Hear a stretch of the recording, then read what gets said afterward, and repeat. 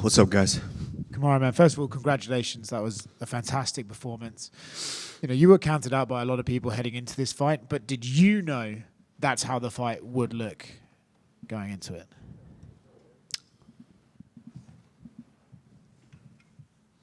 No. No, I didn't. I didn't. I just had to get back in the lab, sharpen all my tools. I know it's been a while. And after the last one, going up against a young, strong, hungry guy, one of the most, just kind of dangerous and terrifying guys. And I was dealing with some things going into that one, but I took the fight on short notice. And because of that fight, it's almost like they forgot I could fucking wrestle. And they got dismissive, and a little borderline disrespectful. But I just had to pull out the skill and just let them know, hey, respect every aspect of my game. Every aspect. It was impressive, and, I think people did count you out. And I think if you look back at those losses, it's a little unfair to do so, right? No need to go over them, but Leon fight, you're winning into the last second. Second fight was very close, and then the Hamzat fight, you took that on the circumstances you did. You appear to be quite emotional tonight as well. I don't want to get into your personal life, but is part of that emotion coming from the relief that you were able to pull off a performance like this and remind people just how great you are at this sport?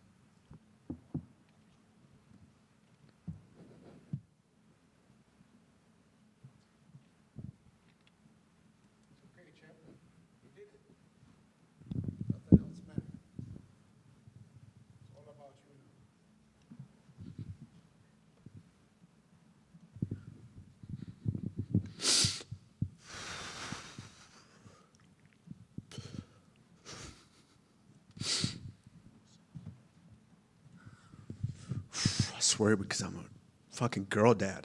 Damn it.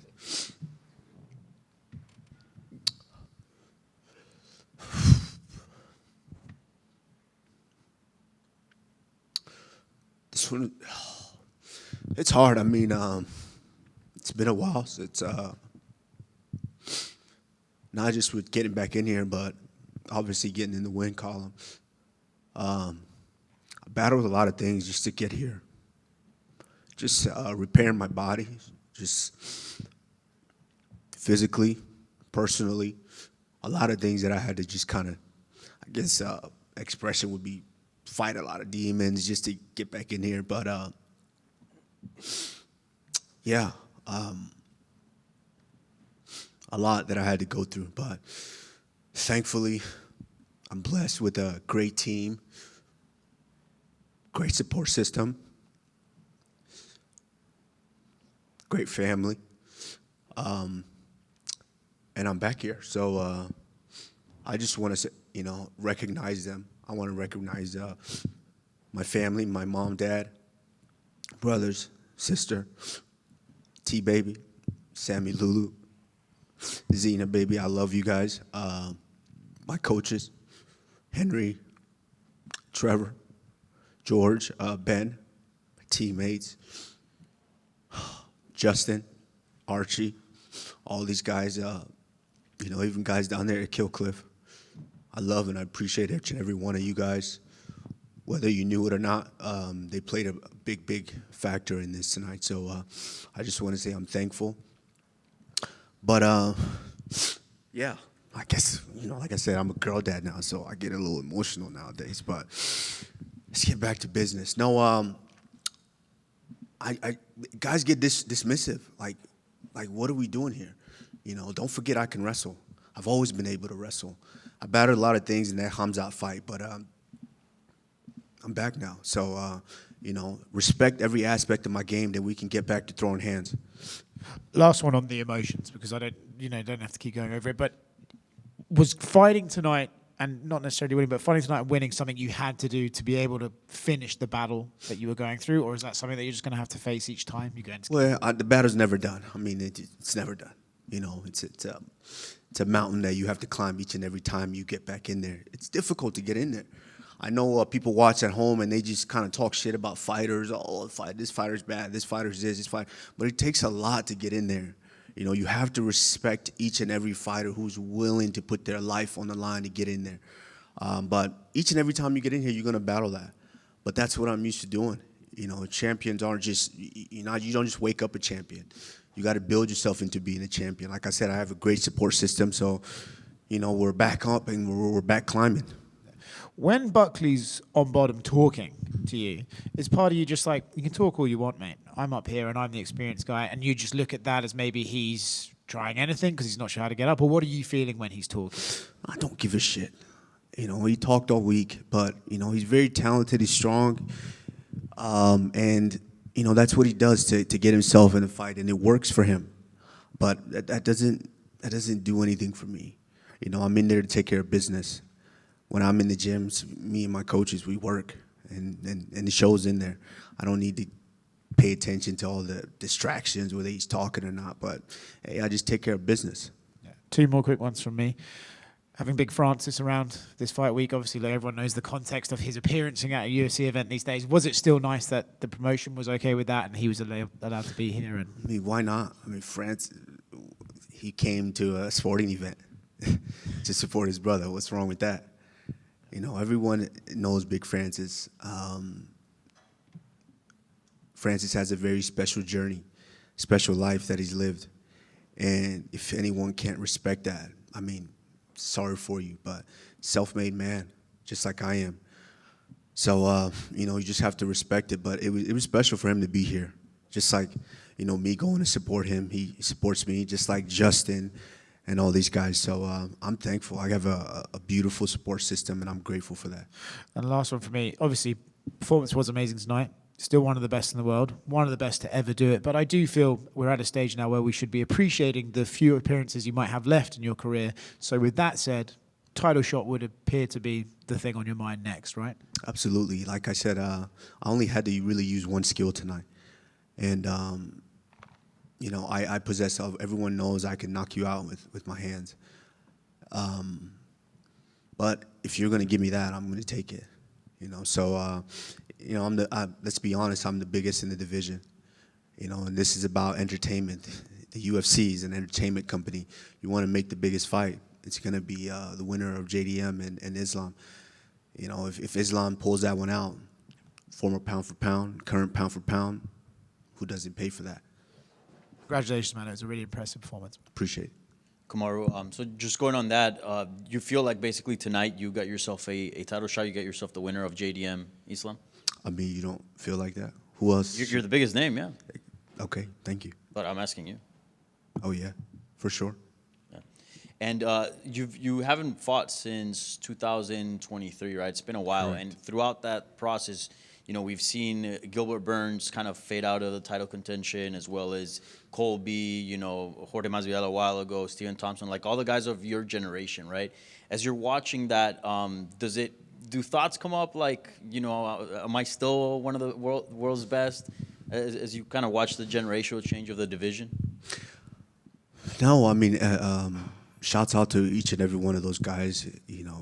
Like I said, I respect to everyone who's willing to get in here each and every time. But I'm different. I've been different. That's why I was who I was in the division.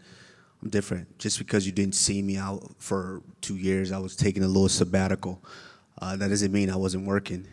Everyone goes, oh, it's ring rust, ring rust. I was able to come in there and really just utilize one skill.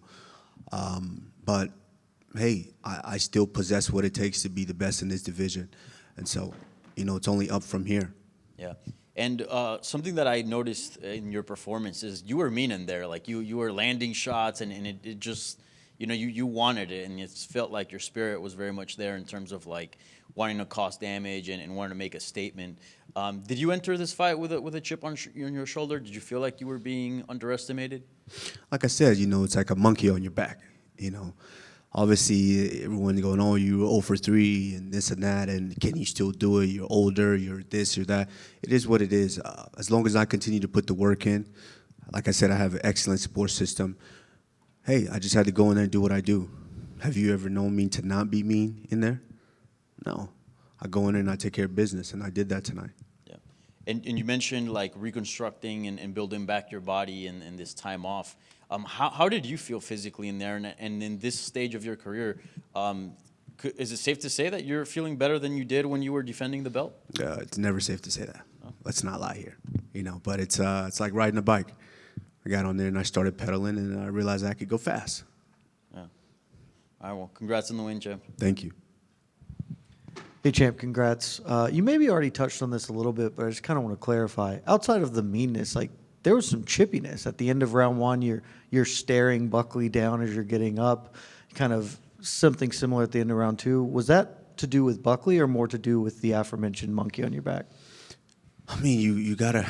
It's a little bit of both.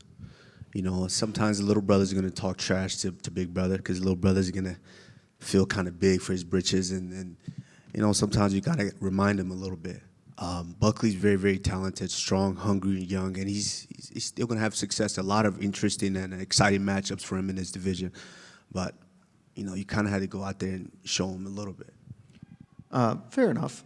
In the fifth round, you dominated that fight front to center, though some judge gave you only 3 of the rounds, which is interesting. Were you hurt at all in the fifth round? Things seemed to heat up near the end. Just kind of wanted to see how you were handling that. No, I'm not. I wasn't hurt, but when someone is going for broke and they're just kind of swinging, the point of the game is to be able to control. I wanted to stay under control, and so it could kind of look a little sloppy, trying to control a guy that's swinging wild, trying to get you out of there. So, that's kind of all it was. My coaches didn't want me to make any mistakes, and when you're in there, sometimes you make mistakes. So we're gonna go back. We're gonna look at it, but it's just only up from here. And I have to ask you, I think I know what you're going to say, but Belal Muhammad quickly tweeted, "See you soon." I know your eyes are on a title fight, but if the UFC comes to you, that's also a pretty big fight. Former champ for former champ, a lot of backstory. Is that something you would entertain if the UFC, came to you about it? Who was it? Belal Muhammad. Who was that? Former welterweight champion Belal Muhammad. Next. I forgot it. Next. Thanks, champ. Thank you. Kamaru, congrats on your win. Given the long layoff and the way you look tonight, a lot of people seem impressed. They have counted you out in the past, and you just had an amazing performance. Given the loss against Hamzat was a very competitive fight, a lot of people felt that you could have had a decent run at 185. At any point, did you consider a permanent move to that division? I mean, it only makes sense to fight for that title. If it wasn't for that title, obviously I always wanted Hamzat while he was lurking around the welterweight division, but that fight only made sense to step in and like I said, I love this company, and I wanted to help out, so I stepped in. Of course, no one was willing to step in and take that fight then, so I stepped in and helped out. Obviously, I wanted the playing field to be leveled. He was already a big middleweight. Had I had time to grow into that and given the appropriate time to work with my team and build into that fight, I think it could have been a little different. But respect to Hamzat, he's very, very tough, very, very talented, and I'm anxious to see what he does for that title. But no, I mean, it doesn't. If it's not for the title, what's the point? Now, given the fact that, just like everybody mentioned, you're pretty much back in the title picture again. Recently, Islam announced his permanent move to 170 pounds. Right. Is that a fight that could end Absolutely. up happening? Absolutely. JDM is no slouch. Let's not look past JDM. I said that in his last fight, and he went out there and he showed you guys, don't look past him. He's very, very talented. Islam is extremely talented. I love Islam. I think him coming in makes that division a lot more interesting. So if he's able to get in there and wrestle that belt away from JDM, former pound for pound, current pound for pound, I mean, I think everybody wants to watch that. So, yeah. Now, giving all these new names that have taken part in the 170-pound division that are all like displacing the older guys, how a lot of people mention it, is there a specific name that excites you more than others? Let's do. Let me just go ahead and make the matchmaker for you guys. Buckley, incredible fights. Buckley can fight Ian Gary, or Buckley can fight Carlos Prates. Sean Brady could fight Shavkat. Me, winner of Islam JDM. Simple. Appreciate it. Thank you. What about Belal? Who? Just one more. So, do you predict that Islam would win the 70 belt once that fight gets made? I'm not predicting anything. Like, all I'm saying to you guys is stop sleeping on JDM. He's very, very talented. Very, very talented. That's why he's the champion right now. So let's not sleep on him. Islam, of course, is pound for pound, #1. So let's not sleep on them, too. It's going to be an interesting fight. I will be watching that fight, and I'll take the winner. How big would a fight between you and Islam be? I mean, that would have to be like one of the biggest fights in the company, right? Of course. When have we ever had former pound for pound and current pound for pound? Yeah. And just lastly, who do you see taking the belt at 185? At 185, listen, I told you guys, don't sleep on Hamza. When he was fighting Robert Whittaker, everyone said, oh, yeah, Whittaker is going to get him. Hey, don't sleep on him. Hamza is extremely talented, extremely strong. He can shock anyone. But Dricus du Plessis, you can't sleep on him as well. He's the champion for a reason, taking out 3 champions back to back to back. So, hey, respect to all those guys. I respect every one of these fighters. You know, I know people at home were spectators and were fans, and they like to just kind of talk shit. Oh, he had a bad performance. He had a boring one. But, hey, you have to respect each and every one of these guys that's willing to get in here, you know, in little bitty gloves and damn near underwear and bare their soul in here. So you have to respect that. So what ideal scenario would be Islam wins pound for pound, former pound for pound versus current pound for pound, go up to 185, and Hamzat wins, and then you get that one back? Now you speaking my language. Thank Kamaru, you. over here. DC and Henry Cejudo gave you a lot of praise after this win, calling it masterful, one of your best. So I'm curious, like, I know it's very fresh, obviously, and all the factors around it, but where do you kind of rank this one in your career? Yeah, I mean, it's up there because of just all the things that I was battling. You know, everyone talks about the age. Oh, he's 38. He's older. He can't do this. He can't do that anymore. So it's hard not to let it get to you. So just being able to get out there and show that I could still wrestle at 38. No matter all the comments about the knees, I could still wrestle. So respect that. Like I said, then we get back to throwing hands. All right, congrats. Thank you. Hey, Kamaru, over here. So after this 2-year layoff, I bet, you were going through a lot of things. I know this one is emotional for you. I talked to your teammate, Justin. He said that you address things with your body. And kind of going off of his question, what he asked earlier, is this the best version of Kamaru Usman? I don't want to say the best version. Let's be honest, I'm 38, and I can still do it. So I think the best is yet to come. Before you had fought Khamzat, you said your plan was to win the middleweight title, go down, win the welterweight title, and walk up in the sunset. Kind of flip, welterweight title, middleweight title, walk up in the sunset? Yeah, let's just flip that. Yeah. And then one more thing. So I'm from San Antonio, Texas. You lived in Dallas, Texas. Can we confirm that H-E-B is the best grocery store of all time? H-E-B H-E-B. over Kroger? No way. I live in Florida now, so over Publix? Pub sub? Thank you, boss. Congrats on the Thank win. you, guys. Thank you. Good? Perfect. Thank you very much. All right. Thank you, guys. Appreciate each and every one of you guys.